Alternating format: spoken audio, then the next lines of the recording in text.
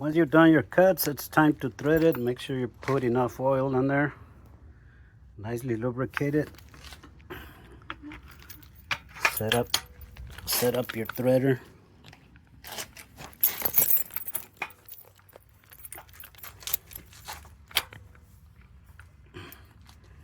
And make sure you have this pointing to the right direction. So clockwise first, then to remove, you turn this knob counterclockwise.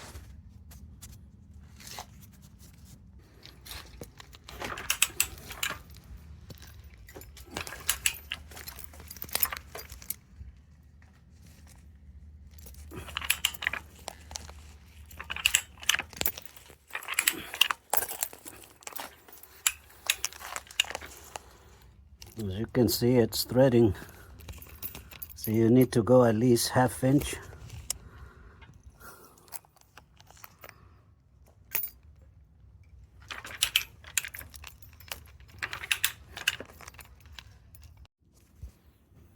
When replacing the gas lines, make sure you remove every single part and keep it.